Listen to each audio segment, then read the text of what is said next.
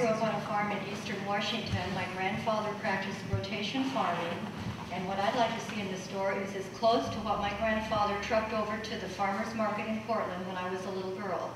I believe in organic, I believe in natural, and I believe in fresh and local.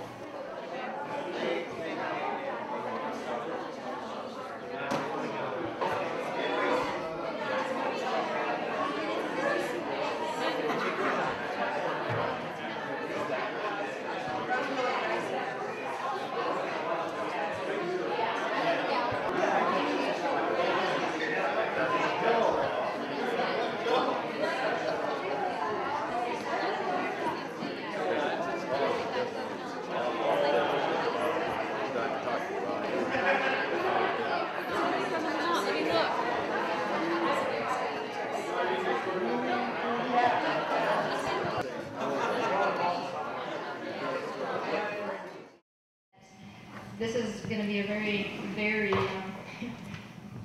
5 years in 2 minutes. 2002, Heather back there came up to me and just basically said, hey, what do you think about starting a food co-op? And I said, oh, well, I grew up shopping at them. I said, why not? But what do you think? Do people want it?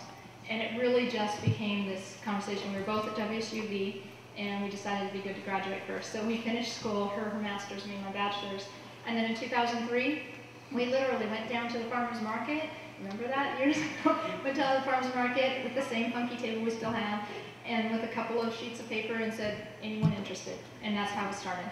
And we got a lot of people walking by that once they figured out what we were and that we weren't giving out free coupons, we weren't gleaners, we weren't, the food bank. Once the people started talking, they seemed interested enough that we said, what the heck, let's go for it. So we had an interim board formed. We started having our first public meetings. Then we just worked our butts off for the next 2 years. And the next steps that we have are done somewhat in order, but not exactly, because some of these will be done at the same time. Building ownership is the biggest thing. We really have to build the ownership. We have to sell more shares. We have to get more people knowing about us, because that is the only way this is going to open.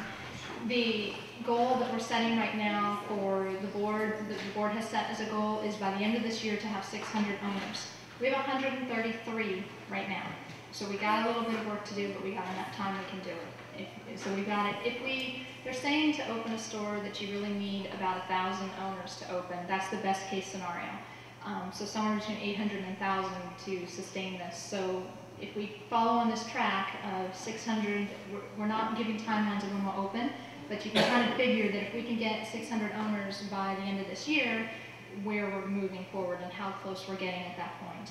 And so we're working on trying to get people so they're comfortable talking about the co-op, and so they can talk to their friends, so there'll be more information coming out about that. But again, just talk to people, and really encourage them to become owners. We have 3 ways you can become an owner. You can buy it in full. You can pay payments of $60, and then we do now have scholarship funds as well. So there's really plenty of ways to become an owner.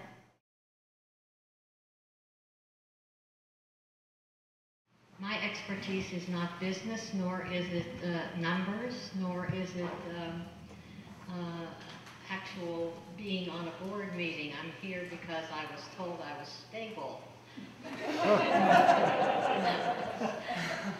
If age is what makes one stable, then I am stable. Mostly I think my stability comes from a very profound connection to the earth. My passion is for this board to have a store. I want it to happen yesterday. So my energy will go in that direction. I see myself as a husband and a father and a teacher. I've been teaching for 33 years in Clark County. And the big buzzword now in education is collaboration. Of course, education is a cyclical thing. The buzzword was here in the past, just in different forms. But we work at collaborating all the time, teachers getting together, trying to figure out what the best way to serve the kids are.